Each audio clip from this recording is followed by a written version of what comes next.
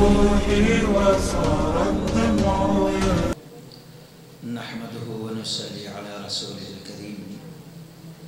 فأعوذ بالله السميع العليم من الشيطان الرجيم من همزه ونفخه ونفسه. بسم الله الرحمن الرحيم. يا أيها الذين آمنوا اتقوا الله حق تقاته ولا تموتن إلا وأنتم مسلمون. يا أيها الناس اتقوا ربكم الذي خلقكم من نفس واحدة وخلق منها زوجها وبث منهما رجالا كثيرا ونساء واتقوا الله الذي تساءلون به والأرحام إن الله كان عليكم رقيبا. يا أيها الذين آمنوا اتقوا الله وقولوا قولا سديدا يصلح لكم أعمالكم ويغفر لكم ذنوبكم ومن يطع الله ورسوله فقد فاز فوزا عظيما. أما بعد فإن خير الحديث كتاب الله وخير الهدي هدي محمد صلى الله عليه وسلم وشر الأمور محدثاتها وكل محدثة بدعة وكل بدعة ضلالة وكل ضلالة في النار. وذكر فإن الذكرى تنفع المؤمنين. عن أبي أمامة رضي الله تعالى عنه أن النبي صلى الله عليه وسلم أنا زعيم ببيت في ربد الجنة لمن ترك المرائي وإن كان محقا وببيت في وسط الجنة لمن ترك الكذب وإن كان مازحا وببيت في أعلى الجنة. رواه أبو داود. ابو امامہ الباہلی رضی اللہ تعالی عنہ روایت کرتے ہیں کہ اللہ کے نبی صلی اللہ علیہ وسلم نے فرمایا کہ میں اس شخص کے لیے ضامن ہوں جنت کے کنارے ایک محل کا، جو شخص لڑائی جھگڑے کو ترک کر دے گرچہ وہ حق پر ہو، اور میں ضامن ہوں اس شخص کے لیے جنت کے بیچوں بیچ محل کا، جو شخص جھوٹ کو ترک کر دے اگرچہ مذاق میں ہی کیوں نہ ہو، اور میں اس شخص کے لیے جنت کے اعلیٰ مقام پر محل کی ضمانت دیتا ہوں، جو شخص اپنے اخلاق کو عمدہ، بہتر اور اچھا بنا لے۔ اس حدیث کو امام ابو داؤد رحمۃ اللہ علیہ، ابو داؤد شریف کتاب الادب کے اندر نقل کیا ہے۔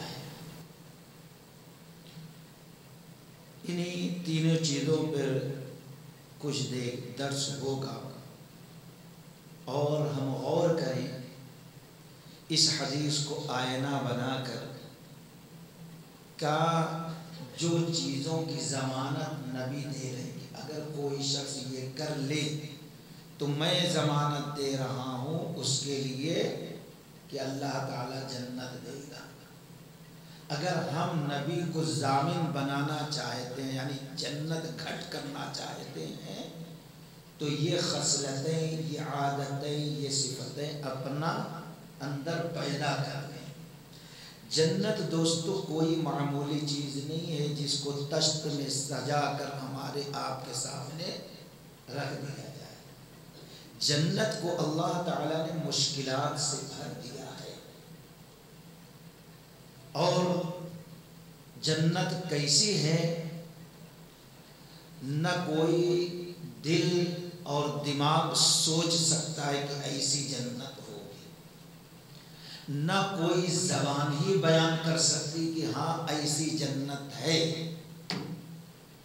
اور نہ ہی کوئی کان سنا ہے کہ ایسی جنت ہے، نہ کسی آنکھ نے دیکھا، نہ کسی زبان نے بیان کیا، ہمارے عقل اور سمجھ کے باہر ہے۔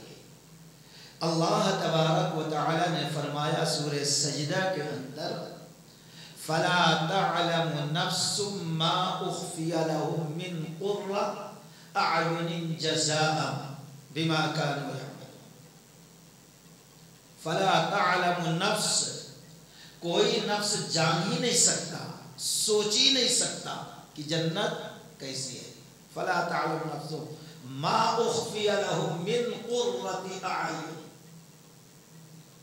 ہم نے فَلَا تَعْلَمُ نَفْسٌ مَّا أُخْفِيَ لَهُم مِّن قُرَّةِ أَعْيُنٍ، ہم نے لوگوں کے آنکھوں کے ٹھنڈک کے لیے بنایا ہے۔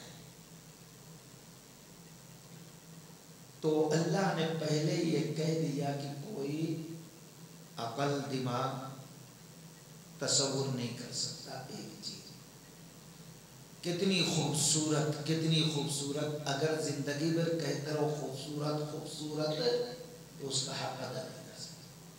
جنت، اس کی جمع جنات ہے، جس کے معنی ہوتے ہیں باغ کے یا باغیچے کے یا باغوں کے۔ باغ مختلف ہوتے ہیں، آپ دیکھتے ہیں خوبصورت باغ رہے تو انسان کا دل ادھر لگ جاتا ہے۔ تو جو اللہ نے باغ جنتیوں کے لیے بنایا وہ کیسا ہوگا یہ سوچ نہیں سکتے، اور اس کے حدود اربع کیا ہے، چاروں طرف کتنی لمبی کتنی چوڑی کوئی سوچ نہیں سکتا۔ بس اللہ تعالیٰ نے فرمایا وَسَارِعُوا إِلَى مَغْفِرَةٍ مِّن رَّبِّكُمْ وَجَنَّةٍ عَرْضُهَا السَّمَاوَاتُ وَالْأَرْضُ، دوڑو تم اپنے گناہوں کی بخشش کی طرف، اور دوڑو اس جنت کی طرف جس کا عرض جو ہے آسمان و زمین کے برابر ہے، جس کی چوڑائی تو اب کتنے ہیں کوئی اندازہ نہیں لگا سکتا۔ بخاری کی ایک روایت آپ کے سامنے رکھ دوں کہ ایک شخص دوزخ سے نکالا جائے گا اور پھر اللہ تعالیٰ سے مانگ کرے گا اللہ دوزخ کی طرف سے میرا رخ جنت کی طرف کر دے، اللہ اس کی مانگ پوری کر دے گا۔ تھوڑی دیر تک جنت کی طرف دیکھتا رہے گا، پھر کہے گا اے اللہ اب اس سے زیادہ میرا کوئی سوال میری مانگ نہیں ہوگی، صرف اتنا ہے کہ اس درخت کے قریب ہم کو کر دے۔ اللہ اس کی مانگ پوری کر دے گا۔ پھر جب تک اللہ چاہے گا وہاں تک کھڑا رہے گا، جنت کے دروازے کی طرف دیکھتا رہے گا۔ پھر کچھ دیر جب گزر جائے گا تو کہے گا اللہ اب قسم کھاتا ہوں اس کے بعد کوئی سوال نہیں، بس جنت کے گیٹ تک ہم کو پہنچا دے۔ اللہ کہے گا میرے بندے ابھی تھوڑی دیر پہلے تو یہ کہا تھا، اب کچھ سوال کہیں نہیں کروں گا، پھر سوال کر، کہے گا بس ایک بار اللہ کی رحمت جوش میں ہو کے اللہ پہنچا دے، تھوڑی دیر ٹھہرا رہے جب تک اللہ چاہے گا۔ کہے گا اللہ تعالیٰ بس ایک سوال، پھر وہی بس خالی جنت میں جھانکنے کے ایک قدم رکھنے کی اجازت دے۔ میرے بندے ابھی تو بولا تھا سوال نہیں کروں گا، پھر وہی سوال کر رہا ہے۔ خیر بڑی منت سماجت ہے، اب اس کے بعد کوئی سوال نہیں، اب جنت کے اندر اللہ تعالیٰ داخل کر دے گا۔ اب اس کو نکالا جائے گا تو پھر نکلے گا کیوں؟ جنت میں جانے کے بعد کوئی نکلا ہے تو اللہ تعالیٰ اب جنت میں جگہ دے دے۔ اللہ کہے گا جنت میں داخل ہو جا، اللہ جنت میں جا کے ابھی آ رہا ہوں، ایک قدم رکھنے کی جگہ وہاں پر نہیں ہے، جنت ایک دم فل ہو چکی ہے۔ اللہ کہے گا بتا میرے بندے، ایک حدیث کے اندر ہے کہ دنیا کے اندر جو بڑی بادشاہت تھی، بڑے ملک، دنیا کے اس بڑے ملک کے برابر اگر تجھے جنت میں جگہ دے دی جائے تو اللہ کیوں مذاق آپ کر رہے ہیں؟ اور ایک روایت میں جہاں تک تیری نظر جا رہی ہے وہاں تک اگر جنت میں جگہ دے دی، اے اللہ جنت میں جگہ پیر رکھنے کی نہیں ہے، میں پہلے پریشان ہوں، کہیں تھوڑی جگہ مل جائے تو بستر لگا کے میں سو جاؤں گا، آپ کیوں مذاق کر رہے ہیں مجھ سے؟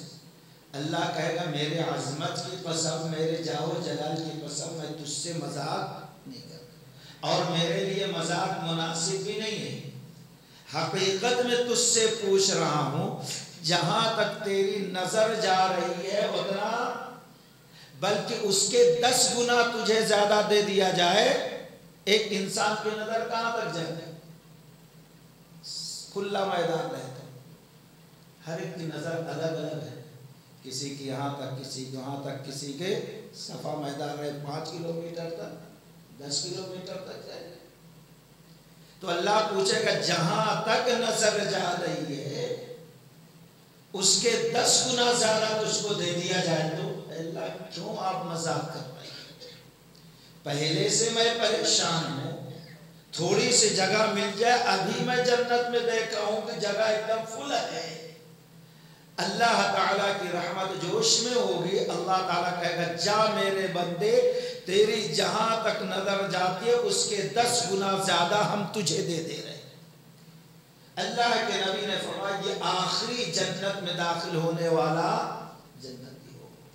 سوچو جب ایک آخری جنتی، ادنا درجے کا جنتی، سب سے بعد میں جانے والا جنتی، جہاں تک نگاہ جائے اس کے 10 گنا زیادہ اللہ تعالیٰ دے رہا ہے جگہ جنت میں، تو اب جو اعلیٰ درجے کا جنتی ہوگا اس کو کتنا ملے گا، اور کتنے اربوں خربوں میں جنت میں لوگ داخل ہونے والے۔ اب اس سے آپ اندازہ لگا سکتے ہیں کہ جنت کتنی بڑی ہوگی، اور لوگوں کے اعمال کے حساب سے ان کو اللہ جگہ اور سہولتیں دے گا۔ ایک جنتی کو کتنے حور ملیں گے؟ کسی بھی نہیں معلوم؟ نہیں بھائی 70 نہیں، 100۔ ہر جنتی کو 2 ہی ہے، سمجھے؟ حدیث کے حساب سے 2 ہی ہیں، 70 مشہور ہے، لیکن یہ بھی ہے وَلَكُمْ فِيهَا مَا تَشْتَهِي أَنفُسُكُمْ وَلَكُمْ فِيهَا مَا تَدَّعُونَ۔ ایک جنتی ایک مرتبہ جنت میں چلا جائے، جو چاہے گا اس کی مانگ کبھی خالی، اب چاہے 100 مانگ لے، چاہے 1,00,000 مانگ لے، اللہ کرا اس کی مراد ہم ویسے دی جائے گی۔ پھر اس کے بعد کتنی ضرورت ہے اللہ اس کی چاہت پر دیتا جائے گا۔ وَلَكُمْ فِيهَا مَا تَشْتَهِي أَنفُسُكُمْ وَلَكُمْ فِيهَا مَا تَدَّعُونَ نُزُلًا مِّن غَفُورٍ رَّحِيمٍ۔ اللہ سے وعدہ کرے کہ اللہ تعالی ہم تمام لوگوں کو جنتی بنا دے۔ خیر، اللہ کے نبی صلی اللہ علیہ وسلم فرماتے ہیں میں ضمانت دیتا ہوں، کوئی مرید پیر بابا ضمانت نہیں، نبی ضمانت دے، گویا اللہ ضمانت دے رہا ہے، یہ اللہ کا وعدہ ہے۔ اور کس کے لیے ضمانت؟ مختلف لوگوں کے لیے۔ آج میں وقت کے حساب سے چھوٹی حدیث آپ کے لیے منتخب کیا ہوں، کیونکہ صرف جنت کی چیزیں بیان کی جائیں تو پورا وقت اسی میں خلل، پھر کبھی انشاءاللہ فرصت میں۔ اللہ کے نبی صلی اللہ علیہ وسلم نے فرمایا انا زعیم ببیت فی ربد الجنہ لمن ترک المرائی وَإِن كَانَ مُحِقًّا۔ میں اس شخص کے لیے جنت میں کنارے ایک محل کی ضمانت دیتا ہوں، جو شخص لڑائی جھگڑے اختلاف، بگاڑ، فساد، چیخ پکار کو ترک کر دے، گرچہ وہ حق پر ہی ہو۔ اگر ہم چاہتے ہیں نبی کی ضمانت میں آ جائیں اور جنت ہم کو مل جائے، وہ بھی ایک محل کی شکل میں، تو تھوڑا دل پر بوجھ رکھیں، صبر کو لازم پکڑیں۔ کسی سے کوئی معاملہ ہوتا ہے تو خاموش ہو جاؤ، اس کے بدلے میں اللہ تعالی جنت کے کنارے ایک محل عطا کر دے گا۔ بخاری کی روایت ہے کہ رسول اللہ صلی اللہ علیہ وسلم کے پاس دو لوگ آئے اور انہوں نے کہا، اے اللہ کے رسول صلی اللہ علیہ وسلم، اللہ کا واسطہ آپ کو ہم دے رہے ہیں، آپ ہمارے درمیان کتاب اللہ کے موافق فیصلہ کریں، اپنے حساب سے نہیں، کتاب اللہ کے موافق فیصلہ کریں۔ اور یہ غیر آدمی آیا تھا فیصلہ کرانے۔ آج ہماری بدنصیبی، بدبختی یہ ہے کہ ہم اپنے معاملات غیروں کے سامنے لے جانے کی، تم فیصلہ کرو۔ مساجد موجود ہیں، مدارس موجود ہیں، علم کی کتاب موجود ہے، قرآن کا علم ہے، سب کچھ ہے، لیکن کرائیں گے اپنا فیصلہ بھیڑوں کے پاس۔ یہ ہماری بدنصیبی، بے ایمانی، فسق و فجور کی علامت نہیں ہے تو اور کیا ہے دوستو؟ ایک غیر آ رہا ہے، کہہ رہا ہے، اے محمد بن عبداللہ صلی اللہ علیہ وسلم، آپ کو اللہ کا واسطہ ہے، آپ ہمارے درمیان فیصلہ کریں، وہ بھی کتاب اللہ کے موافق فیصلہ کریں۔ آپ نے پوچھا معاملہ کیا ہے؟ بوڑھے نے کہا، یہ میرا بیٹا ہے، یہ زنا کر لیا اپنے سیٹھ صاحب، اپنے مالک صاحب کی بیوی سے۔ اب پہلے بدل دیے تھے وہ لوگ قانون، مالدار زنا کرے اس کو ہلکی سزا، اور اگر چھوٹا موٹا غریب فقیر مند زنا کرے اس کے لیے الگ سزا مقرر کر لیا تھا، رجم کر دو، قتل کر دو۔ تو وہ غریب آتا ہے، کہتا ہے معاملہ ایسا ہے، تو آپ صلی اللہ علیہ وسلم نے فیصلہ کیا قرآن حدیث اور کہا تمہاری کتاب میں موجود تورات منگائیے، تورات دیکھیے گئے۔ اور دوسری روایت میں ہے، جب آپ صلی اللہ علیہ وسلم نے کہا کھولو زناکاری کی سزا رب نے تمہارے کتاب میں کیا بیان کی، تورات میں، کھولو، کھولا، کہاں پڑھو، جہاں شادی شدہ مرد عورت زنا کرے رجم کرنے کی جب آیت آئی توریت میں، تو وہاں پر یہودی نے اپنا ہاتھ رکھ دیا، چھپا دیا اس قانون کو، اس آیت کو۔ عبداللہ بن سلام رضی اللہ تعالیٰ نے ہاتھ ہٹایا اور ایک کھینچ کے مارا، کہا دیکھ یہاں رجم کی آیت ہے کہ نہیں آیت ہے۔ زنا کی سزا رب نے وہی تورات میں بیان کی ہے جو کتاب اللہ قرآن میں موجود ہے، جو محمد الرسول اللہ صلی اللہ علیہ وسلم بیان کر رہے ہیں۔ تو اب جو غریب تھا، نوکر غلام تھا، وہ غیر شادی شدہ تھا، کہا گیا اس کو 100 کوڑے مارو اور 1 سال کے لیے ملک سے باہر کر دو، ملک بدل کر دو۔ اور پھر جو عورت تھی آپ نے اس کو نہیں بلایا، کہا ہے انیس رضی اللہ عنہ جاؤ عورت کے پاس تحقیق کرو، اگر حقیقت واضح ہو جائے اور وہ قبول کرتی ہے کہ اس نے زنا کیا ہے تو اسی جگہ پر رجم کر دو، اس وقت تک پتھر مارو جب تک کہ مر نہ جائے۔ انس رضی اللہ تعالی عنہ جا کر اس کا معاملہ ہو گیا۔ اس واقعے پہ ذرا غور کرے، رحمت للعالمین ہیں. قرآن کے مطابق فیصلہ کیا اور فیصلہ کروانے والا کون آیا تھا اور کہہ رہا کتاب اللہ کے مطابق. اور آج مسلمانوں کا طریقہ کیا ہے؟ غیروں کے سامنے جا رہے ہیں. اور دوسری چیز یہ ہے، ایک عورت کے مقام کو اللہ کے نبی نے دنیا والوں کے سامنے واضح کیا کہ ایک عورت کا مقام کیا ہوتا ہے، اس کی عزت کیا ہوتی ہے، اس کی قدر کیا ہوتی ہے. کچھ بھی ہو جائے اس کو بھرے بازار میں اس کی عزت کی دھجیاں نہ اڑاؤ، گرچہ وہ گنہگار ہو. اللہ کے نبی نے اپنی عدالت میں نہیں بلایا، اس کو بلا سکتے تھے. آج کا مسلمان کس طریقے سے بے غیرت ہو گیا ہے، بے شرم ہو گیا ہے. غیرت اس خبیث کو نہیں آتی ہے، اپنی بہن اور بیٹیوں کو جھوٹے مقدمات کے لیے عدالت کے دروازے پہ لے جا کر اس کی عزت کو نیلام کرتا ہے، سالوں سال وہاں دوڑاتا رہتا ہے. اللہ کے نبی صلی اللہ علیہ وسلم نے عورت کو اپنے پاس بلا کر تحقیق نہیں کی. انیس رضی اللہ تعالیٰ نے بھیجا، وہاں جاؤ اس کے گھر پر تحقیق کرو، اگر مان لے تو سزا دو.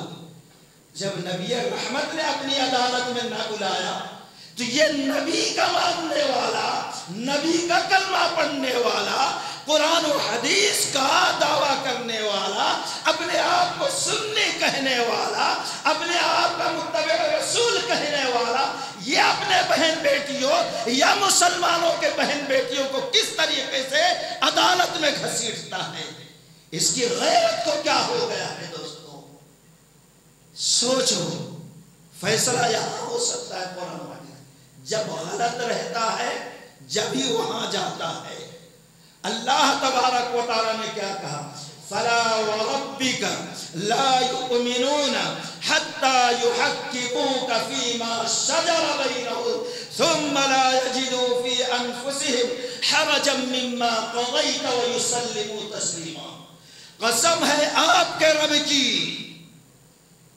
اس وقت تک کوئی شخص مومن ہو ہی نہیں سکتا جب تک کہ اپنے معاملات، اپنے اختلافات میں لوگ نبی صلی اللہ علیہ وسلم کو جج نہ بنا دے، حکم نہ بنا دے، ان سے فیصلہ نہ لے.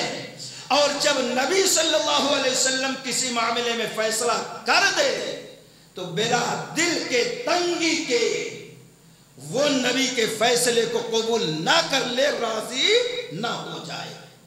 اللہ تعالیٰ نے کہہ دیا تمہارے رب کی قسم مومن نہیں ہو سکتا.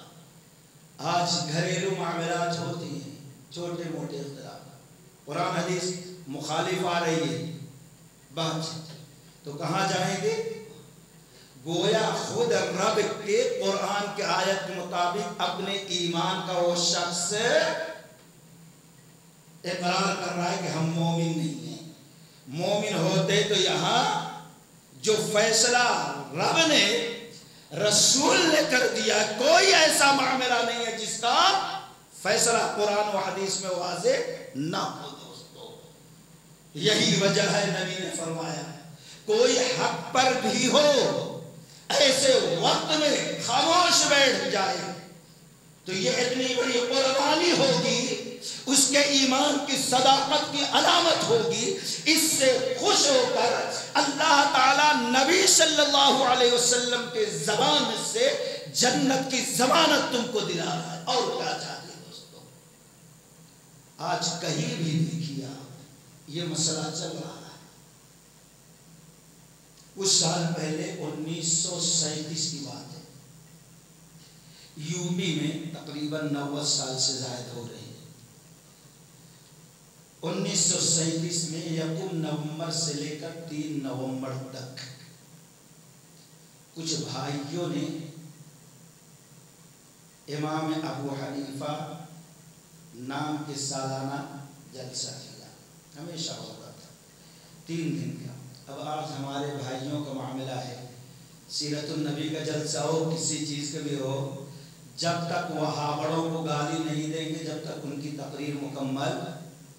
بڑی عجیب ہے، یہ ہمارے لیے فائدے مند چیز ہے۔ اس وقت بھی کچھ علماء جوش میں تقریر کیا اگر وہابی کو کوئی ایک جوتا مارے تو ایک حور اللہ دے گا، اگر کوئی قتل ہی کر دے تو 100 حور کی ضمانت مولوی نے کہا میں دیتا ہوں۔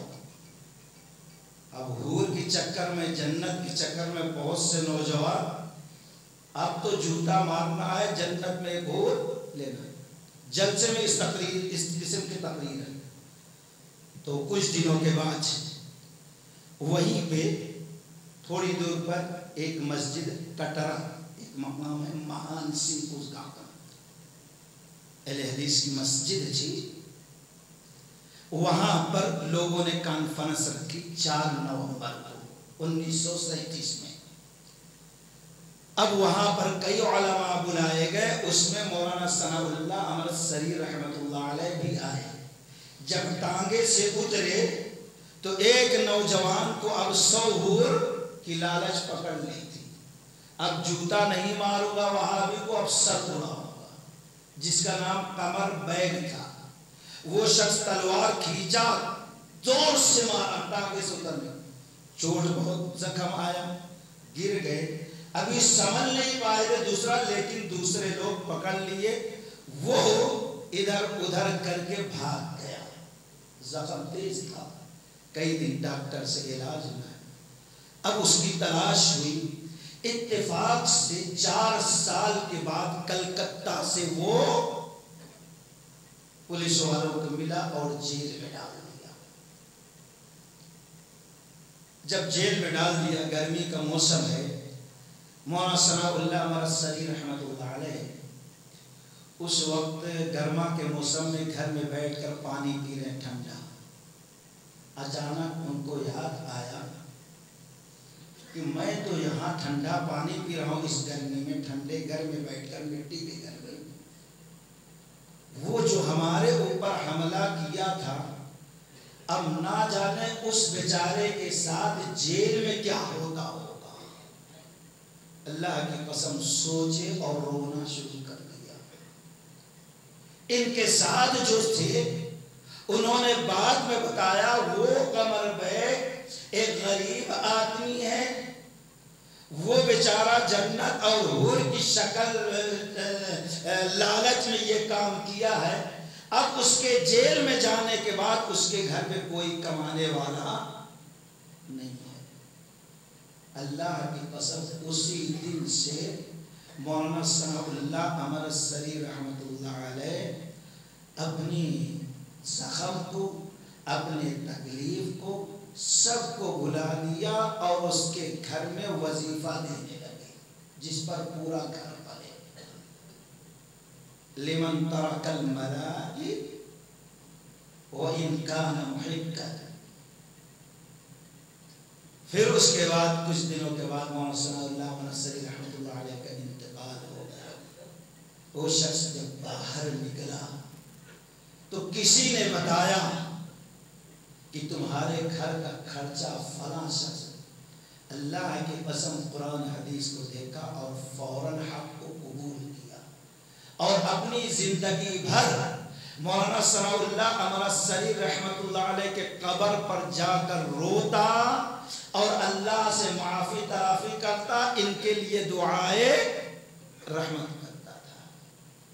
یہ ہے نبی علیہ السلام کے جو اتباع کرتے ہیں، جو ایمان رکھتے ہیں اور جو مسلمان ہیں، کہ جنت کے لیے وہ بڑی سے بڑی دشمنی کو بھلا کے جو آپ کو مارنا چاہتا تھا وہی اس کے گھر کا مسیحا بن کر اس کے گھر کو پال رہا ہے اور پوس رہا ہے۔ اللہ سے دعا کریں کہ اللہ تعالیٰ یہ ایمان، یہ جذبہ پیدا کر دے ہمارے اور آپ کے اندر، کہ ہم اپنے بھائیوں کے ساتھ رحیم اور کریم بن جائیں دوستوں۔ اور پھر آگے پیارے نبی صلی اللہ علیہ وسلم نے فرمایا وَبِبَيْتٍ فی وسط الجنہ لمن ترک الکذب وَإِن کان ماسحا۔ اللہ کے نبی نے فرمایا میں ضامن ہوں، میں وعدہ کرتا ہوں، میں ضمانت دیتا ہوں اس شخص کے لیے جنت کے بیچوں بیچ محل کا جو شخص جھوٹ بولنا، جھوٹے معاملات کرنا، جھوٹوں کا ساتھ دینا، جھوٹ پر عمل کرنا، جھوٹ پھیلانا، جھوٹ خریدنا، جھوٹوں کے ساتھ رہنا ترک کر دے۔ وَإِن كَانَ مَازِحًا، چاہے جھوٹ کا معاملہ ہنسی مذاق سے کیوں نہ ہو۔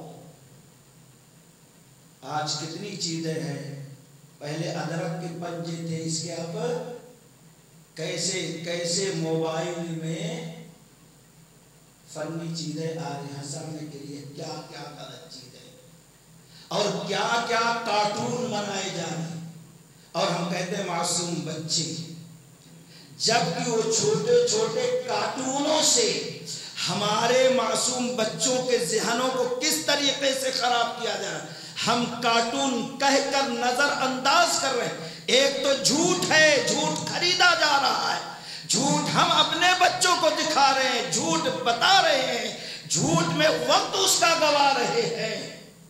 سوچو، نبی نے فرمایا اس کے لیے ضمانت جو مذاق میں بھی جھوٹ چھوڑ دے۔ حضرت ربیع بن حراش رحمت اللہ علیہ، حجاج بن یوسف جو تھا، اس شخص نے کسی وجہ سے ربیع بن حراش کے 2 بیٹوں کو قتل کرنے کا حکم دے دیا تھا۔ 2 بیٹوں کو ان کو قید کرو اور ان کو قتل کر دو۔ پولیس والوں نے تلاش شروع کر دی، یہاں ڈھونڈ رہے، وہاں ڈھونڈ رہے، وہاں تلاش کر رہے، ملا نہیں۔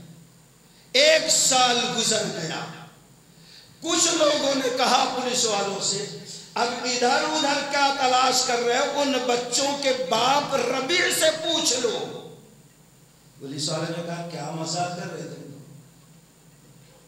کون ایسا باپ ہے اپنے بیٹوں کو قید کرائے گا؟ کون ایسا باپ ہے؟ کوئی ایسا باپ نہیں ہے کہ اپنے بیٹوں کو قید کرائے اور جیل میں ڈالنے لگائے اور قتل کرنے لگائے۔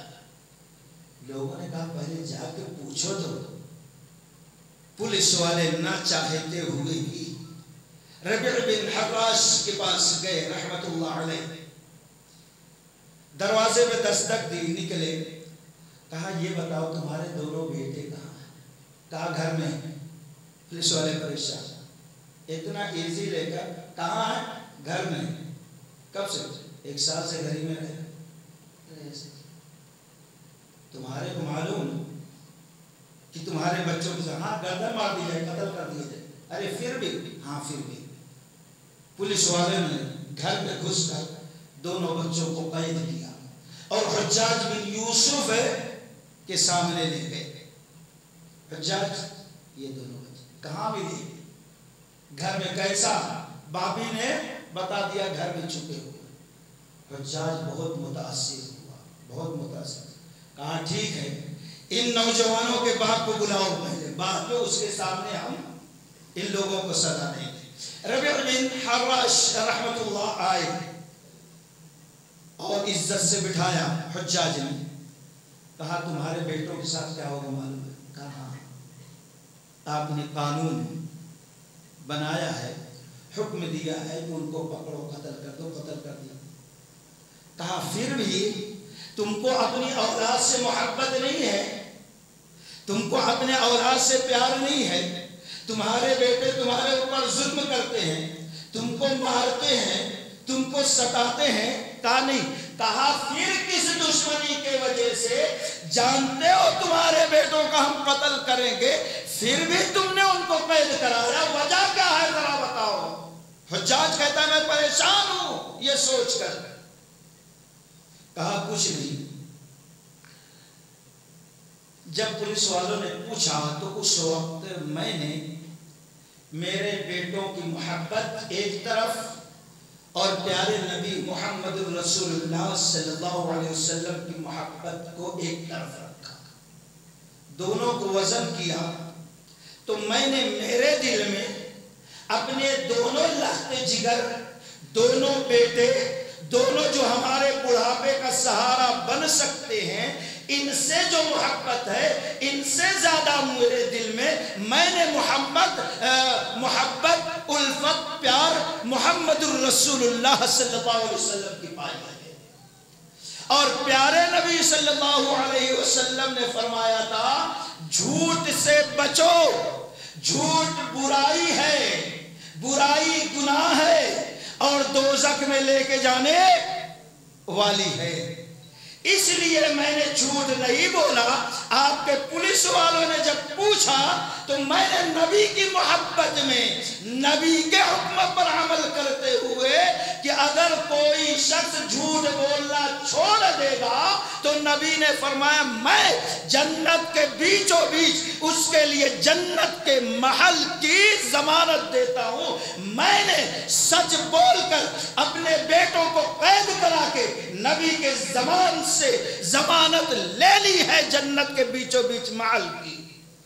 حجاج بن یوسف سنتا ہے پریشان ہو جاتا ہے، اٹھ کر ٹھہر جاتا ہے، کہتا ایسا نیک انسان جس کے دل میں اس قدر ایمان کی تپش ہو، جس کے دل میں اس طریقے سے محمد الرسول اللہ صلی اللہ علیہ وسلم کی محبت ہو، جس کے دل میں اس طریقے سے نبی صلی اللہ علیہ وسلم کی حدیث کی عظمت ہو، اللہ کی قسم جائز نہیں ہے ایسے شخص کے بیٹوں کو ہمیں قتل کرنا۔ جا کر آزاد کر دیا۔ دوستو یہ ہے سچائی کا فائدہ دنیا کے اندر بھی اور آخرت میں، اس کے بدلے میں جنت۔ اس لیے پیارے نبی صلی اللہ علیہ وسلم نے فرمایا اگر تم میرے سے ضمانت لینا چاہتے ہو جنت میں تو پھر جھوٹ بولنا چھوڑ دو، گرچہ مذاق ہی میں کیوں، نہ مذاق میں اور نہ حقیقت میں، کسی بھی حالت میں جھوٹ جائز نہیں ہے۔ دوستو اللہ سے دعا کریں کہ ہر قسم کے جھوٹ سے اللہ ہماری حفاظت فرمائے۔ پھر آپ صلی اللہ علیہ وسلم نے فرمایا وَبِبَيْتٍ فِي أَعْلَى الْجَنَّةِ، تو میں اس شخص کے لیے جنت کے اعلیٰ درجے پہ جنت کی ضمانت دیتا ہوں محل کی، جو شخص اپنے اندر عمدہ اخلاق پیدا کر لے۔ آخرت میں جب نیکی اور برائی وزن کی جائے گی تو نیکیوں کے پلڑے کو بھاری کرنے والی چیز کون سی ہوگی؟ اخلاق ہوگی۔ اور اللہ تعالیٰ نے نبوت کے مقاصد میں سے ایک مقصد یہ بھی بتایا نبی اخلاق کو مکمل کرنے والے ہیں۔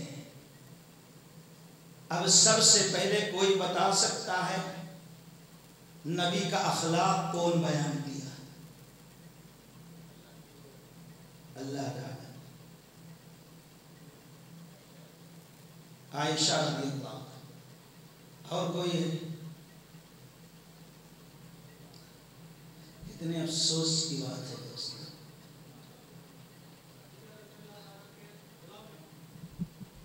جی ہاں، اور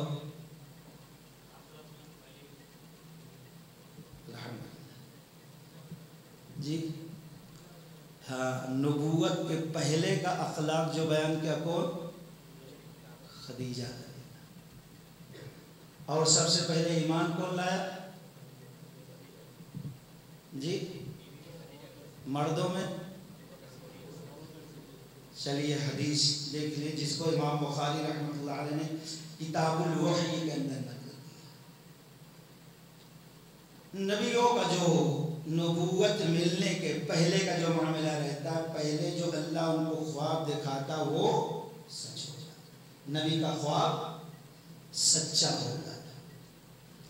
کچھ دنوں کے بعد آپ بیزار ہونے لگے ماحول سے، معاشرے سے، سوسائٹی سے، فساد سے، بگاڑ سے، بے حیائی سے، بے شرمی سے، شرک سے، ان چیزوں سے، تو آپ ایک غار میں جانے لگے، وہاں عبادت کرتے تھے اور جو توشہ لے جاتے ختم ہو جاتا، پھر آتے، کبھی خدیجہ رضی اللہ تعالیٰ عنہ لے کر جاتی تھی۔ یہ بخاری کی روایت۔ کچھ دنوں کے بعد جبریل امین آئے اور کہا پڑھو، تو جواب کیا تھا؟ پڑھنا نہیں جانتا۔ تو کیا کیا انہوں نے؟ زور سے لگا کے دبایا، کہا پڑھو، کہا پڑھنا نہیں جانتا۔ تیسری مرتبہ زور سے لگا کے چھوڑ دیا، کہا پڑھو، اقرا بسم ربک الذی خلق خلق الانسان من علق اقرا وربک الاکرم الذی علم بالقلم علم الانسان ما لم یعلم۔ 5 آیتیں پڑھائے۔ تو یہاں پر اللہ کے نبی نے کہا نہیں پڑھنے۔ اس میں ہم مسلمانوں کے لیے کیا پیغام ہے؟ بھئی مدرسوں میں کہیں تو مچ مار دیتے ہیں، یہ غلط ہے۔ اور یہ جو چیز خالی محبت سے پڑھانا نہیں پڑتا تو چھوڑ دو، یہ بھی غلط ہے۔ آج بہت سے مسلمان دن بھر نہیں مانا، بھائی کوشش کیا، نہیں پڑھا، بعد میں پڑھنے کا چھوڑ نہیں۔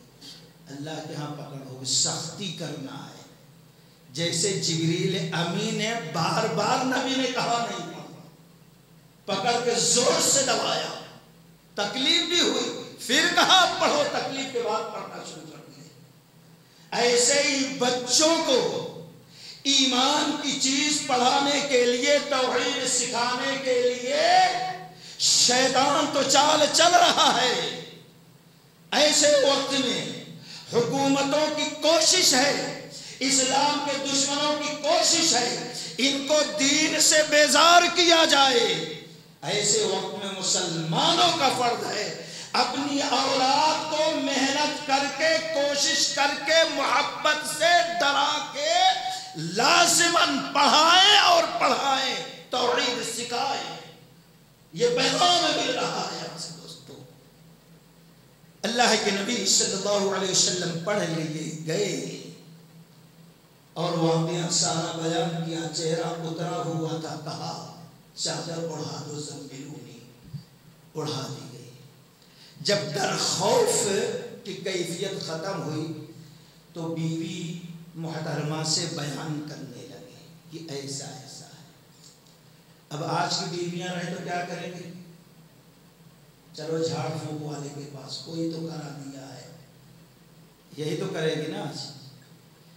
وہ محترمہ، اب یہاں سے ایک مسئلہ، اگر بڑی عمر کے عورت سے شادی کیا جائے تو تجربہ کار رہتی، آپ کو سنبھال سکتی، چھوٹی عمر کے برباد کر سکتی۔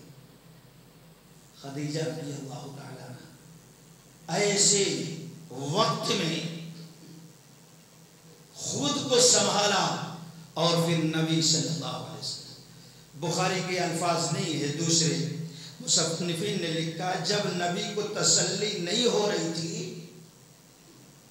اللہ کے نبی صلی اللہ علیہ وسلم کہہ رہے تھے مجھے ڈر ہے کہ میری جان کو خطرہ ہے، میں ہلاک نہ ہو جاؤں۔ بیوی محترمہ خدیجہ رضی اللہ تعالی عنہا نے بڑی شفقت محبت سے اپنے شوہر محترم محمد رسول اللہ صلی اللہ علیہ وسلم کو تسلی دی۔ اور تسلی دینے کا طریقہ کیا تھا؟ دیکھے کہاں ایسا ایسا تھا، ٹھیک ہے، اس پہ آ کے بیٹھ گئی، اس طرح کہا اب دیکھو جس کو وہاں دیکھے تھے دکھ رہا ہے؟ کہاں؟ دروازے سے آ رہا ہے۔ بیوی تسلی دے گئی اپنے پیروں میں بٹھا کر، ٹھیک ہے، ادھر آ کے بیٹھ گئی، دیکھو اب آ رہا ہے؟ ہاں ابھی چلتے آ رہا ہے، قریب ہے۔ کہا ٹھیک ہے۔ ایک روایت میں ہے کہ آپ کے سر سے دوپٹہ اوڑھنی ہٹ گئی، ایک میں ہے تھوڑا سا شوہر کے گود میں بیٹھے تھی، یوں تھوڑا سا کھول دیا، تو کہا دیکھو اب آ رہا ہے؟ کہا نہیں، جیسے ہی تمہارے سر سے اوڑھنی ہٹی ویسے وہ منہ پھیر لیا اور گھر سے باہر ہو گیا۔ خدیجہ رضی اللہ عنہ کہا کہ اللہ کی قسم کوئی ملامت کوئی جن شیطان نہیں ہے بلکہ یہ کوئی فرشتہ ہے رحمت کا۔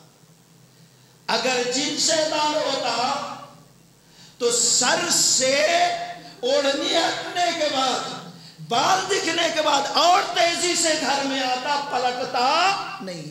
یہ کوئی اللہ کی محترم مخلوق ہے، وہ دیکھ نہ سکا، باغیرت تھا، اس لیے وہ گھر سے باہر نکل گیا۔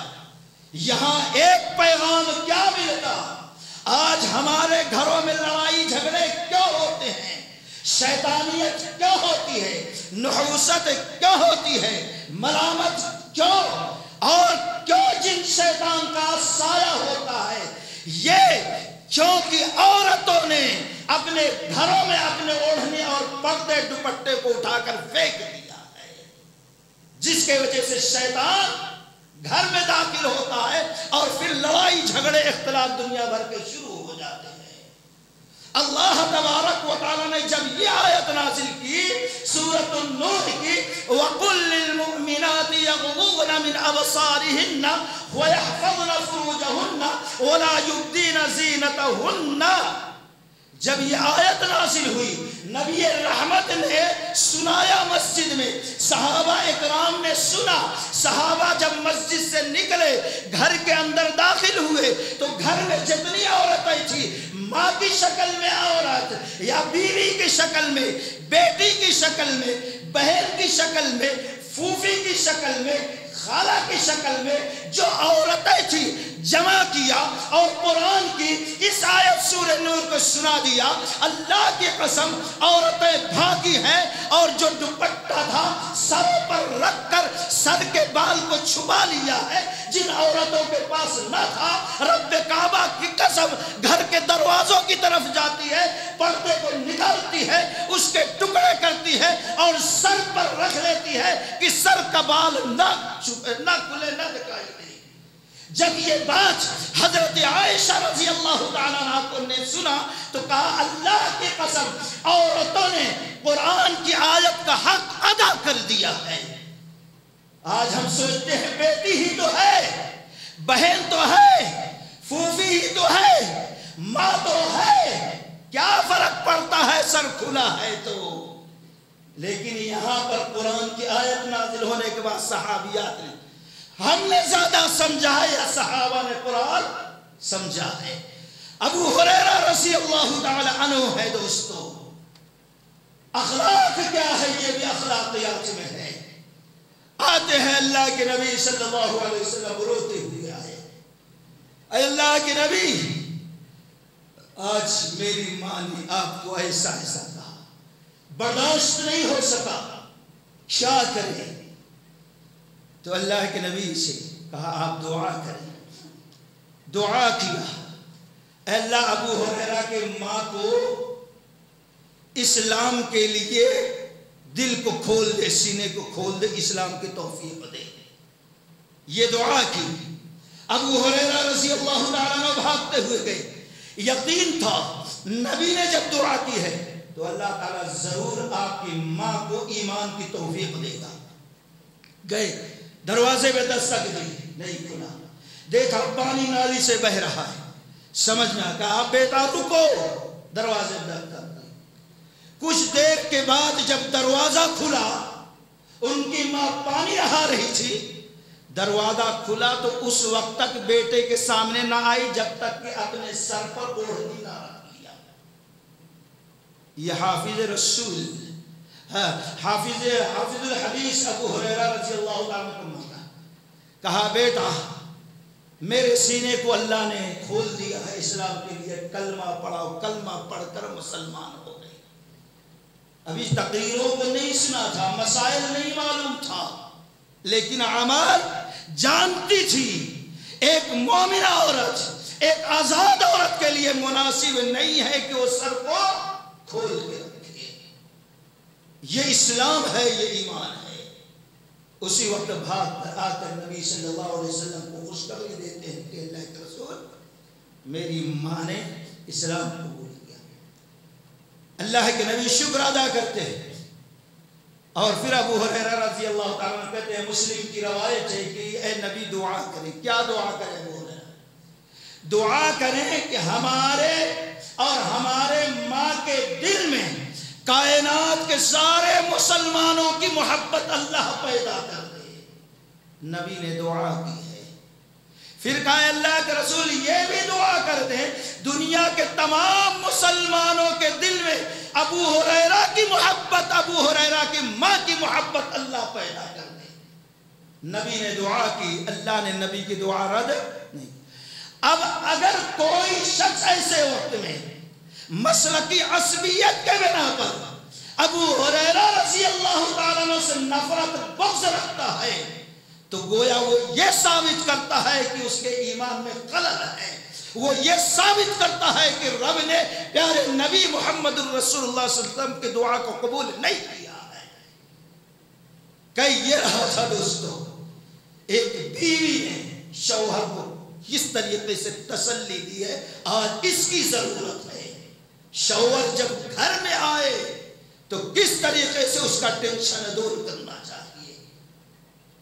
خیر پھر اس کے بعد کہتی اللہ کی قسم اللہ آپ کو ظاہر نہیں کرے گا.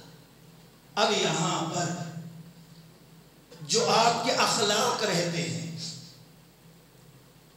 نبوت سے پہلے کے بیان کرتی ہیں. اور سب سے پہلا انک لتصل الرحم. کیوں اللہ ضائع نہیں کرے گا؟ کیوں اللہ ذلیل نہیں کرے گا؟ کیوں اللہ آپ کو ہلاک نہیں کرے گا؟ کیوں اللہ آپ کو یوں ہی نہیں چھوڑے گا؟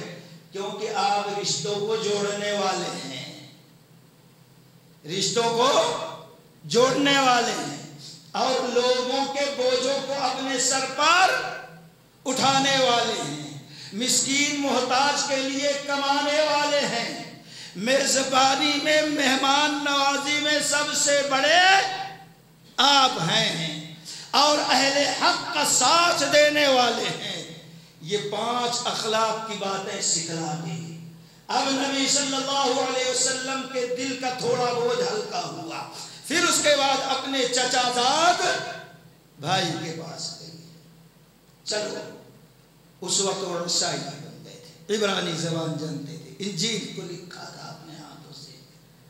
کہا ورقہ اپنے بھتیجے کی بات تو سن لو. اللہ کے نبی صلی اللہ علیہ وسلم نے پوری کیفیت سنا دی، جو معاملہ پیش آیا. کہا اللہ کی قسم یہ وہی فرشتہ ہے جو موسیٰ علیہ السلام کے پاس آتا تھا. افسوس میں اس وقت تک زندہ رہتا جب آپ کی قوم آپ کو آپ کے گھر بستی سے نکالے گی. اللہ کے نبی صلی اللہ علیہ وسلم نے فرمایا کیا ایسا بھی ہوتا؟ کہا اگر میں زندہ رہا ورقہ میں تمہارا ساتھ دوں گا، میں تمہاری مدد کروں گا. گویا انہوں نے نبی صلی اللہ علیہ وسلم کی نبوت کا اقرار کر لیا جب ہی ساتھ دینے کا وعدہ کر رہے. اور یہی وعدہ اللہ تعالیٰ نے سارے نبیوں سے لیا ہے.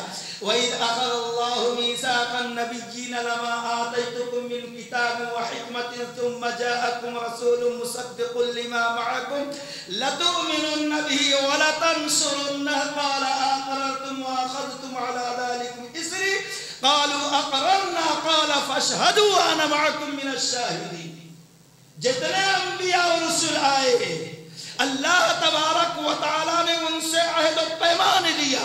تم رسول ہو، تم کو اللہ وصول دیا، دستور دیا، قانون دیا، تم نبی ہو، لیکن ایک نبی میں بھیجنے والا ہوں. اگر تمہاری زندگی میں آتا ہے وہ اس پر ایمان لانا اور اس کی مدد کرنا. گویا اس بھرم میں نہیں رہنا کہ میں نبی ہوں، میں اس پر ایمان لانا، اس کی مدد کرنا.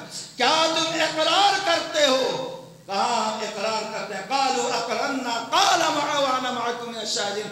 اللہ نے کہا میں تمہارے ساتھ اس بات پر گواہ. فمن تولى بعد ذلك، اگر تم اس وعدے سے منہ پھیر لیے فاولئک هم الفاسقون، واضح طور پر اللہ نے کس الفاظ میں ان کو یاد کیا؟ نبیوں سے وعدہ. تو یہاں پر ورقہ بن نوفل اقرار کیے ہاں تم سچے نبی. کیوں؟ جو فرشتہ آیا تھا یہ شیطان مت سمجھو، یہ وہ جبریل ہے جو موسیٰ علیہ السلام اور دوسرے نبیوں کے پاس اللہ کا پیغام لاتے تھے، وہی لائے ہے. اگر میں زندہ رہا تو میں تمہارے ساتھ تھا. گویا آپ پر ایمان مانتے تو ہو نا، ایمان لائے جبھی تو سب سے پہلے ایمان لانے والے کون؟ ہاں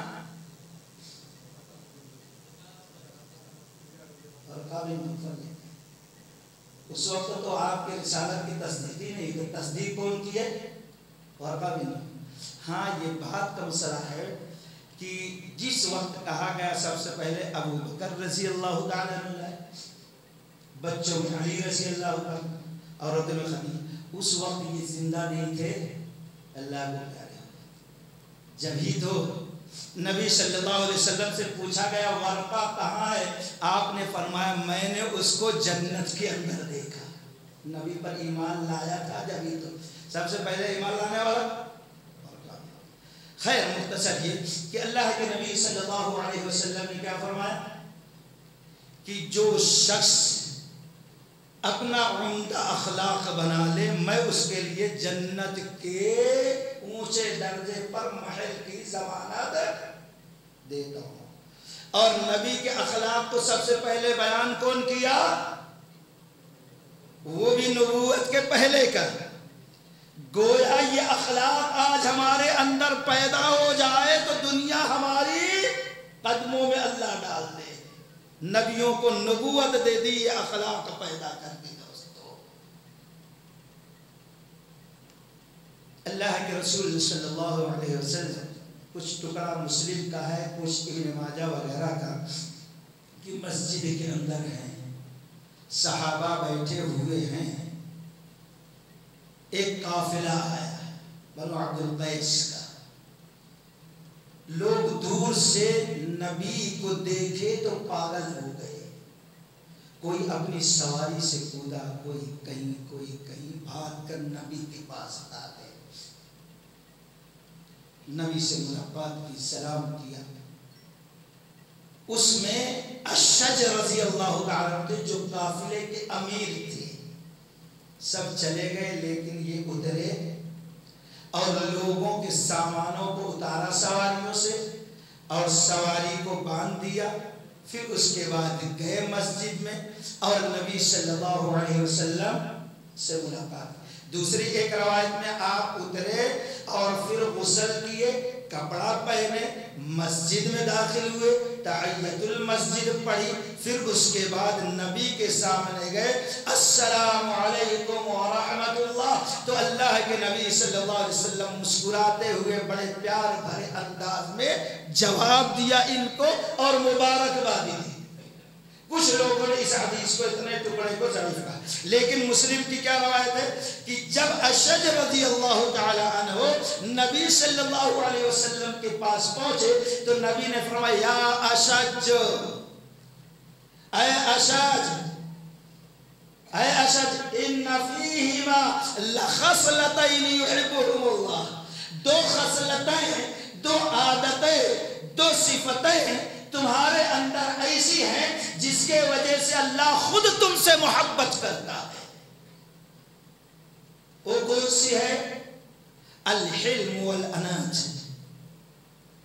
حلم یعنی نرمی، بردباری. والانات مطلب یہ ہے کوئی فیصلہ کرنے سے پہلے خوب اچھی طریقے سے سوچ لینا، غور کر لینا. یہ بات کہنے سے زیادہ نقصان ہے یا فائدہ ہے، یہ فیصلہ کرنے میں زیادہ فائدہ ہے یا نقصان ہے، اس کے ضرر کیا ہے، اس کے نفع کیا ہے، سب سوچ کے آگے پیچھے فیصلہ کرنا، یہ انات کا مطلب. کہا یہ دو صفتیں تمہارے اندر، علم، انات، جس کے وجہ سے اللہ تم سے محبت کرتا ہے. کہا اللہ کے نبی صلی اللہ علیہ وسلم ذرا یہ تو بتلا دیجئے یہ میں نے خود اپنے اندر خود سے پیدا کر لیا، یہ اللہ نے عطا کیا؟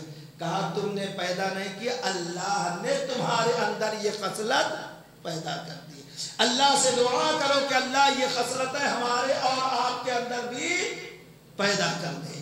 تو یہ اخلاق بہت بڑی چیز ہے دوستو، بہت بڑی چیز ہے۔ اللہ کے نبی صلی اللہ علیہ وسلم کے ایک صحابی امام بخاری رحمۃ اللہ علیہ الادب المفرد کے اندر نقل کرتے، ابو درداء رضی اللہ تعالی عنہ رات میں اٹھی، بیوی محترمہ دیکھی شوہر بستر پہ نہیں ہے، سوچا کہیں گئے ہوں گے، پھر سوئی، پھر اٹھے شوہر نہیں ہے، پھر اٹھے، 2-3 مرتبہ، لمبی رات تھی، پریشان تھی، پھر اٹھا۔ بیوی اٹھتی ہے اور اٹھ کر اندازے سے دروازے کی طرف چلتے ہوئے جاتی ہے، دروازے تک نہیں پہنچے تھے، پیر سے کوئی چیز ٹکرائی تو بیٹھ کر دیکھا تو سمجھ میں آیا ان کا شوہر ابو درداء رضی اللہ تعالی عنہ سجدے میں ہے۔ اب سکون مل گیا، شوہر کہیں گیا نہیں، گھر میں ہی تہجد رکوع سجود میں ہے، سو گئی۔ پھر اٹھی شوہر، پھر دیکھیں سجدے، کئی بار ایسا ہوا، پھر ان کو شک ہونے لگا کہیں ایسا تو نہیں اللہ کے پیارے دلارے تو نہیں ہو گئے۔ جب 2-3 مرتبہ دیکھی تو سجدے میں، پھر بیٹھ جاتی ہیں، پھر ان کا منہ جہاں رہتا ہے سجدے میں وہاں کان لگاتی ہیں، آہستہ آواز آ رہی، اللہم انت حسنت خلقی فحسن خلقی، بار بار یہ پڑھ، اے اللہ جیسے میری صورت کو خوبصورت بنایا، میرے ظاہر کو خوبصورت بنایا، اسی طریقے سے میرے اخلاق کو، میری سیرت کو، میرے باطن کو خوبصورت بنا۔ آج ہم باہر جانے والے رہتے ہیں، شادی میں، ولیمے میں، ادھر ادھر مٹی دھول، پہلے عورتوں کی خصلت تھی، اب مردوں میں نوجوانوں کی خصلت رہتی ہے کہ آدھا گھنٹہ لیپ پوت کرتے رہتے ہیں، یہ مردوں میں خصلت آ گئی، اللہ ماشاء اللہ۔ پہلے عورتیں بدنام تھی، اب مرد بدنام ہو، لیکن کبھی یہ نہیں سوچتے کہ میں جس طریقے سے صورت کو سنوار رہا ہوں، اپنے باطن اور اپنے اخلاق، کسی نے دعا کی ہے، کسی نے کبھی کوشش کی ہے کہ جیسے ہم صورت کو، ظاہر کو خوبصورت بناتے، اپنے باطن کو، اپنے اندرون کو، اپنی سیرت کو خوبصورت بنائیں؟ کبھی ہمارے دل میں یہ چیز، یہ جذبہ، یہ سوچ نہیں پیدا ہوتی ہے۔ پھر بیٹھے، خیر رات گزر گئی، نماز پڑھنے گئے، نماز کے بعد پورے واقعہ کو بیان کیا ام درداء رضی اللہ تعالی عنہا نے، تو شوہر سے پوچھا، پورا واقعہ سنا کر کہ آپ سجدے میں رات بھر میں غور کی تو ایک ہی دعا پڑھتے رہے، اے اللہ صورت جیسی اچھی بنایا، سیرت بھی اچھی بنا دے، ظاہر جیسا خوبصورت بنایا، باطن بھی ویسے خوبصورت۔ وجہ کیا، یہ کون سی بڑی چیز ہے؟ کہا اگر ہمارا اخلاق اچھا رہا، ہماری سیرت اچھی رہی، کسی کے پاس 10 منٹ بیٹھ گئے، کسی سے کچھ بات کر لی، کسی کے کام آ گیا، کسی کی مجبوری کو دور کر دیا، کسی سے محبت میں بات کر لیا، اب میں تو مر جاؤں گا، میرے مرنے کے بعد جن سے میں اخلاق سے، سیرت سے بات کیا ہوگا، وہ میرے اخلاق کو، وہ میری سیرت کو، وہ میری اچھائیوں کو، وہ میری بھلائی کو یاد کریں گے اور پھر میرے لیے دعا کریں گے، اللہ ابو درداء رضی اللہ تعالیٰ عنہ بڑا بہتر انسان تھا، اس کی مغفرت کر دے۔ میں تو مر چکا ہوں گا، لیکن جو اللہ کا بندہ میری سیرت، میرے اخلاق کو یاد کرے گا، میرے لیے مغفرت کی، رحمت کی دعا کرے گا، نہ جانے کس بھائی کی دعا اللہ میرے حق میں قبول کر لے اور میری مغفرت کر دے، میرے لیے جنت کے اندر داخلہ قبول فرما لے۔ اس لیے میں رات بھر دعا کرتا رہا، اے اللہ جیسی صورت اچھی بنایا، سیرت بھی اچھی بنا دے۔ صحابہ راتوں رات دعائیں کرتے تھے باطن کے خوبصورت ہونے کی. دوستو آج گھروں میں لڑائی جھگڑا کیوں ہوتی ہے؟ میاں بیوی میں ایک دوسرے کے حق نہیں ادا کرتے، ایک چیز. لیکن لڑائی جھگڑا جو ہوتی ہے بد اخلاقی سے ہوتی ہے، بد اخلاقی سے ہوتی ہے. دوستو اگر نبی کے ایک فرمان پر عمل کر لے، عورت خاص کر مرد کو بھی چاہیے کہ خاموش بیٹھ جائے. من کان یؤمن باللہ والیوم الاخر فلیقل خیرا او لیصمت. جو تم میں سے اللہ اور آخرت پر ایمان رکھتا ہو اس کو چاہیے کہ وہ اچھی بات کرے، اچھی بات نہیں کر سکتا تو وہ خاموش رہ جائے. ایک صحابی رسول جب نکاح کیے پہلی ہی رات کو، سہاگ رات کو، اپنی بیوی سے وعدہ لیے. کیا کہا؟ زندگی ہے، اختلاف ہوتا، لڑائی جھگڑے ہوتے، لیکن اختلاف سے، لڑائی جھگڑے سے بچنا ہے تو ایک کام کریں گے. کہا جب تم کو غصہ آئے گا تو میں خاموش رہ جاؤں گا، کچھ بھی نہیں مانوں، جتنا پکارنا ہے پکارنا، اور جب مجھے غصہ آئے گا تو تم خاموش رہ جانا. یہی ایک وعدہ. بتائیے جب جھگڑا شروع، ایک خاموش ہو تو جھگڑا بڑھے گا، اختلاف بڑھے گا؟ نہیں بڑھے گا. ایک بھائی بڑے پریشان تھے اپنی بیوی محترمہ سے. کیا پریشان تھے؟ ہمیشہ لڑائی جھگڑے، لڑائی جھگڑے، لڑائی جھگڑے، اختلاف. حکیم کے پاس گئے. حکیم صاحب آپ سب کو دوا دیتے ہیں، آپ کی دوا بڑی شفا کرتی ہے، ذرا ہمارے بھی دوا دے دو. کیا دوا؟ ہماری اور ہماری بیوی کی لڑائی بہت ہو رہی ہے، جھگڑا جب دیکھو ہوتا ہے، پورا محلہ پریشان. اچھا ڈاکٹر صاحب، حکیم صاحب گئے اندر، گھر کے جتنے جالے تھے صاف کیے، اس کو کاغذ میں 2-3 پوٹلی بنا کے دے دی. کہا جب تم میں اور تمہاری بیوی میں جھگڑا ہو تو اس پوڑی کو تم اپنے دانت سے مضبوطی سے ڈال، نہ اندر جانے پائے نہ باہر جانے پائے. اگر اندر گئی یا باہر گئی تو اثر ختم ہو جائے گا.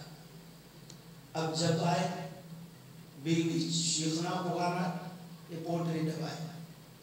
تھوڑی دنوں میں بیوی پکار پکار کے تھک گئی، اب لڑائی جھگڑا نہیں ہو رہا. حکیم صاحب کے پاس گئے، اللہ کا شکر ادا کرے، ان کا شکر، بہت اچھی آپ نے دوا دیا تھا کہ اب جھگڑا گھر کا بند ہو گیا. تو سب سے بہتر محبت قائم رہے، جھگڑا نہ ہو، انسان خاموش ہو جائے. یہ بہت بڑا اخلاق ہے جو نبی صلی اللہ علیہ وسلم نے ہم کو تعلیم دی. اگر ایمان ہو، اللہ ہو، آخرت پہ، بات کر سکتے ہو اچھی کرو، ورنہ 100 بیماریوں کا ایک علاج فَلْيَقُلْ خَيْرًا أَوْ لِيَصْمُتْ. خاموش ہو جاؤ دوستو، اس سے بڑا فائدہ ہے، بڑے منافع ہیں، بہت سے نقصانات سے ہم بچ سکتے ہیں. نبی صلی اللہ علیہ وسلم کا اخلاق دوستو، ایک واقعہ سامنے رکھے بات ختم کرو. اللہ کے نبی صلی اللہ علیہ وسلم کو ابھی نبوت نہیں ملی ہے، اللہ تعالیٰ نے رسالت نہیں عطا کی ہے. خدیجہ رضی اللہ تعالیٰ عنہ سے نکاح ہوا اور ان کے چچا بھائی ان کو دیے تھے تحفے میں ایک غلام، زید بن حارثہ رضی اللہ عنہ، چھوٹے تھے. جب نکاح ہو گیا تو بیوی نے تحفہ دیا غلام کا پیارے نبی محمد رسول اللہ صلی اللہ علیہ وسلم کو. اب زید بن حارثہ رضی اللہ تعالیٰ نبی صلی اللہ علیہ وسلم کے غلام بن گئے. لیکن یوں ہی غلام نہیں، پہلے کیا ہے، لوٹ مار ہوتی تھی تو لوگ سونا چاندی مال و دولت لوٹتے تھے، اس میں عورتوں کو اور معصوم بچوں کو بھی لوٹ لاتے تھے، بازار میں بیچ دیتے تھے. اس طریقے سے ان کی بستی پر حملہ ہوا اور لٹیروں نے حضرت زید رضی اللہ تعالیٰ عنہ کو بھی اٹھا لیا اور بازار میں بیچ دیا. اس طریقے سے غلام بن گئے. اب ان کے باپ جو ہے حارثہ ہمیشہ پریشان رہتے تھے. चारों तरफ ऐलान करा दिया था कहीं भी अगर मिले ज़ैद तो हम उसको लेके आएंगे, इतने इतने इनाम देंगे। अब नबी सल्लल्लाहु अलैहि वसल्लम के पास है, वक्त गुजर रहा है। एक मर्तबा काबतुल्लाह में ठहरे हुए हैं, इनकी बस्ती से कुछ लोग आए हैं, ज़ैद रज़ी अल्लाह तवाफ कर रहे हैं। पहनाव से, सूरत से उन लोगों ने पहचान लिया ये मक्का का नहीं है बल्कि हमारे कबीले का बच्चा दिख रहा है। बुलाए ज़ैद को छोटे, कहाँ के, ऐसा ऐसा हादिसा हुआ। अरे यहाँ कहाँ रहते हो, पूरा एड्रेस मालूम कर लिया। एक साहब मोहम्मद बिन अब्दुल्ला है इंशाअल्लाह, उनके पास रहता हूँ, बड़े अच्छे आदमी हैं। अब ये काफिला जब गया वहां पर तो उनके वालिद को बता दिया तुम्हारा बेटा वहां फला गली में फला नामी शख्स के पास है, जाओ लेके आओ। जो माल इन्होंने जमा किया था वो अपने छोटे भाई को लेके आए। मालूम करते करते नबी सल्लल्लाहु अलैहि वसल्लम, अब अल्लाह के नबी आए, कहा ये ले लीजिए पूरी रकम, दिनार दिरहम, ये पूरी दौलत हमारे बेटे को हमारे हवाले करें। कहा कौन सा बेटा, कहा ज़ैद बिन हारिसा। कहा ये रकम देने की क्या जरूरत है, इसको रख लो, इससे बेहतर मैं तुम्हें बात ना बताऊं। क्या बात है, मैं उसको बुलाता हूं, तुम जबरदस्ती नहीं करना, उसको खुशी से जाना है, जाता है तो लेके जाओ, अगर खुशी से नहीं जाता तो जबरदस्ती नहीं ले जाता। बुलाए ज़ैद इधर आओ, आए। ये कौन है बेटा, ये हमारे अब्बू जान। ये कौन है, ये हमारे चचा है। पहचान रहे हो, हाँ पहचान रहे। ये तुम्हारे को ले जाने के लिए आए हैं। कहा मैं नहीं जाऊंगा।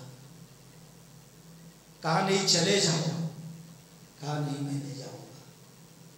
बाप गुस्से में आगे पहले समझाया, अरे कितना बदकिस्मत बेअकल इंसान है, आजादी पर गुलामी को तरजीह दे रहा है, चला हमारे साथ।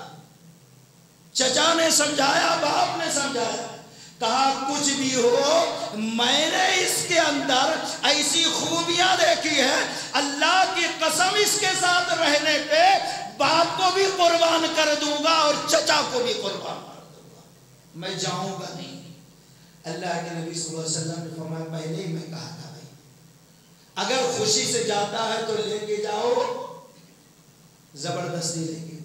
अब तुमने कोशिश कर लिया, बच्चा जाने के लिए तैयार नहीं है, तो मैं न जाने इस मासूम बच्चे ने प्यारे नबी में क्या देख लिया था चंद दिनों में, कि बाप को भी ठुकरा दे रहा है, आजादी को भी टकरा दे रहा है, गुलाम बनकर जिंदा रहना गवारा है। नबी के अखलाक ने बच्चे को कुर्बान कर दिया था। चले गए। अल्लाह के नबी सल्लल्लाहु अलैहि वसल्लम ने बड़ी मोहब्बत, बड़े शफकत, बड़े प्यार से हाथ को पकड़ा और काबतुल्लाह में लेके गए। ऐलान कर दिए, ये ज़ैद बिन हारिसा नहीं बल्कि ज़ैद बिन मोहम्मद है सल्लल्लाहु अलैहि वसल्लम। लेकिन बाद में अल्लाह ताला ने सूरह अहज़ाब का उदऊहुम लिआबाइहिम व अक़सतु इंदल्लाह फ़इन लम तअलमू आबाअहुम फ़इख़्वानुकुम फ़िद्दीन, तुम लोगों को उनके असली बाप के नाम से पुकारा करो, नाम नहीं जानते तो तुम्हारे दीनी भाई हैं। गोया अल्लाह नबी ने जो ऐलान किया था कि ये मोहम्मद के बेटे ज़ैद है, अल्लाह ने कहा तुम्हारे बेटे तुम अपना नाम नहीं दे सकते। पता ये चला कि अगर कोई शख्स आज बेटे को, बच्चे को गोद में लेता है, चाहे बहन का बच्चा हो, चाचा का हो, भाई का हो, सब कुछ हो, पैदा होते ही ले ले, पूरी जिंदगी परवरिश करे, पूरी दौलत उसके नाम पे कर दे, लेकिन अल्लाह की कसम उसके नाम के साथ अपना नाम जोड़ सकता नहीं, बल्कि जो उसका असली बाप होगा उसी का नाम उसके साथ हर जगह लिखा जाएगा और पुकारा जाए। جب رب نے نبی نے اپنا نام دیا رب نے اس کو ٹھکرا دیا کہا اے محمد تم اپنا نام ان کو نہیں دے سکتے تو دنیا کا کوئی شخص کسی منہ بولے بیٹے کو اپنا نام دے سکتا نہیں دوستو اگر دیتا ہے تو یہ حرام ہے خیر نبی کے اخلاق کو دیکھا زید رضی اللہ تعالی عنہ نے تو سب کچھ قربان کر دیا پھر اللہ تعالیٰ نے آپ کو نبی بنا دیا ہے دوستو یعنی محمد رسول اللہ تو پوری زندگی نبی کے ساتھ رہ گئے تو کئی یہ رہا تھا اپنے اندر یہ اخلاق پیدا کرو آپ صلی اللہ علیہ وسلم نے فرمایا جو شخص اپنے اندر عمدہ اخلاق پیدا کرتا ہے میں اس کے لیے جنت کے اونچے درجے پہ ایک محل کی ضمانت دے دیتا ہوں آج بھی وقت ہے موقع ہے ہم چاہیں تو ان ضمانتوں کو اپنے نام کرا کر اپنی دنیا اور آخرت سنوار لیں اللہ تعالیٰ سے دعا ہے کہ اللہ تعالیٰ ہم تمام لوگوں کو نبی علیہ السلام کے اس ضمانت کے مطابق زندگی گزارنے کی توفیق رفیق عطا فرمائے بارک اللہ لنا ولکم فی القرآن المجید ونفعنا وإیاکم بالآیات والذکر الحکیم وآخر دعوانا ان الحمد للہ